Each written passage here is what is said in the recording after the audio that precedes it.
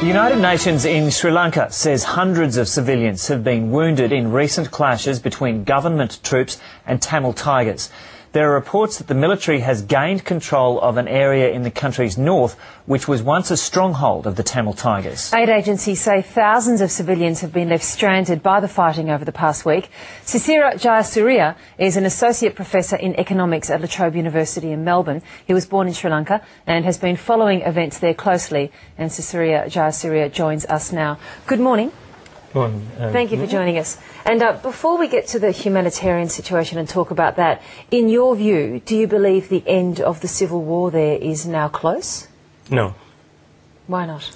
I think this is going to be another phase of the struggle by the LTTE, primarily because until now there's no indication that their main military battalions and so on have been destroyed in any way.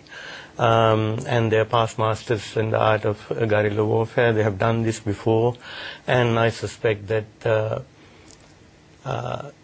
what will happen is they will lose territory. They will certainly lose the capacity to control significant areas, major towns and so on, but they'll melt into the jungles and go back into fighting. Yeah, so they've lost their last stronghold in terms of a town in the country's north. Surely after that they haven't got anywhere to go. I think there's no doubt that this is a very significant military setback for the LTTE, but these are regions with lots of jungles where these people have been operating for a long time, the last 25 years or more. The International Committee of the Red Cross is saying that about 250,000 civilians are trapped in the conflict zone.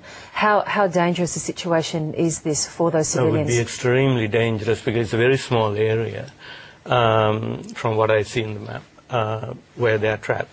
And it's not an area with great facilities, medical facilities, food, all of that would be very hard to get across.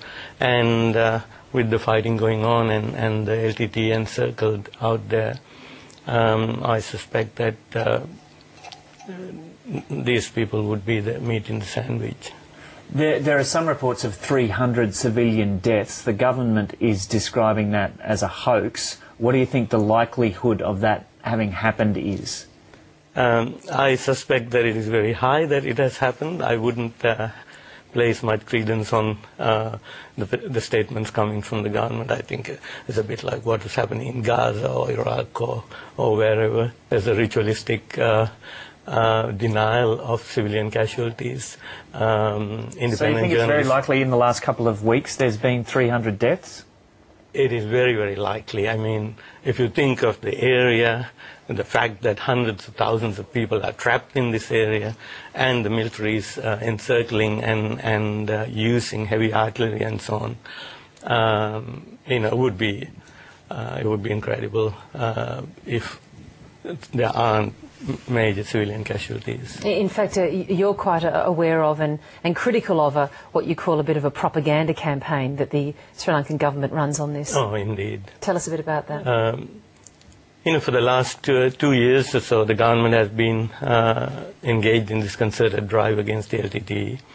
And part of that has been the mobilization of massive resources. The economy is straining at the edges. The government absolutely needs to declare a major military victory before the economic crisis really hits. Already it is really putting major strains.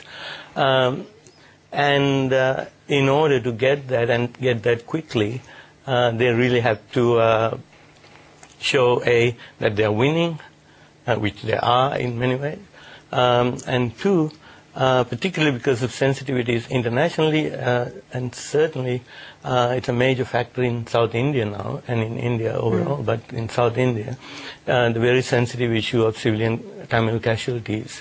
So they want to ensure that the whole operation is seen to be a very surgical operation. We have seen this before in other global conflicts. Civilian casualties are denied. There are no civilian casualties, all precision targeting of military installations, just not believable. How justified do you think are the claims to a separate state for the Tamils in that region? Yeah, I would phrase it differently in the sense how justified. There's, in my view, I'm a Sinhalese. In my view, there is no doubt that the Tamils have had systematic discrimination practiced against them, at least since 1956. And the majority Sinhalese governments have never really accepted the rights of the Tamils to live in the sort of multicultural society that we see here, for example. It was very clear just a few weeks ago. The current army commander made a statement that this is a country of the Sinhalese. The Sinhalese are 75% of the population, and Tamils and others should recognize that they're a minority, and we'll treat them well, but don't expect equality. It's a Sinhalese Buddhist country, and under those circumstances, I don't expect even a major military victory at this point in time to mark the end of this conflict. So in the Tamils' continued struggle then for a homeland, what sort of humanitarian disaster do you think this could bring about? I think in the immediate term, what is likely to happen is, these people are trapped. There will be, now there's much more international attention being paid. So I certainly hope that civilian casualties would be minimized, at least. But the continuing conflict will continue to inflict civilian casualties. I expect that the LTTE, once they lose territory, will go back into more acts of random terror and so on, which had been their hallmark in the past. So I just don't see peace dawning, if that's the... Mr. Jayasuriya, thank you for joining us on the program.